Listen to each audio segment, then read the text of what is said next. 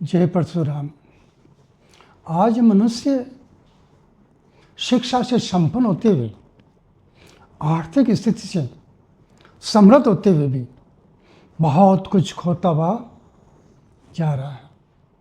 आज उसके पास अनेकों ऐसी वस्तुएं हैं जिनका नामो निशान तक उसके पास नहीं है। कारण क्या है? वो उन्हें खो रहा है, वो उन्हें खो रहा है।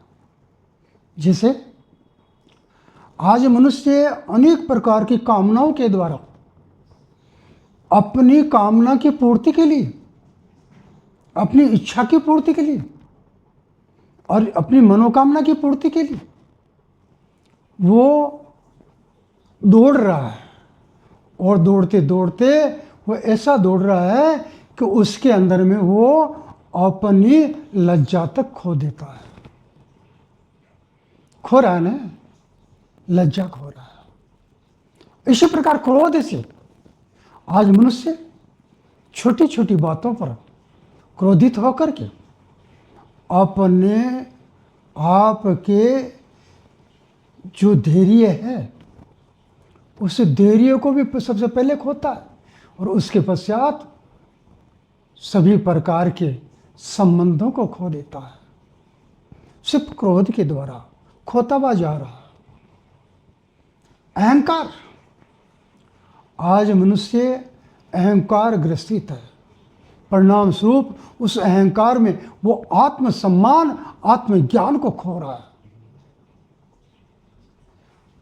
देखिए कैसे खो रहा है, उसको स्वयं को पता भी नहीं चल रहा। मद में आज वो अनेक प्रकार की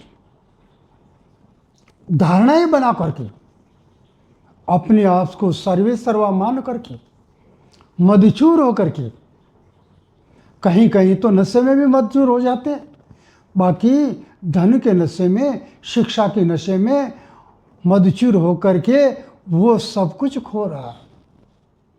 अपने आप को ही सर्वे सर्वा मान रहा है, अपनी स्थिति को खो रहा है। लोभ ऐसी स्थिति आ जाती है जिसके द्वारा वो अपनी गरिमा को खो रहा है। मनुष्य आज खोता हुआ आगे बढ़ रहा है। काम, क्रोध, मद, लोभ, अहंकार, मत्सर, डाह, ईर्ष्या, ये सब चीजें ऐसी है जिनके वशीभूत होकर के मनुष्य अपने आप को खो रहा है। मनुष्य अपने जितने भी संबंध है उन संबंधों को खो रहा है।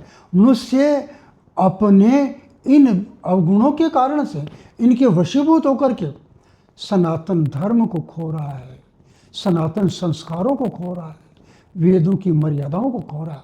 इसीलिए चाहिए कि हम इनके वशीभूत न होकर के धर्मानुसार मार्ग का गमन करें। परिणाम स्वरूप जीवन सार्थक होगा।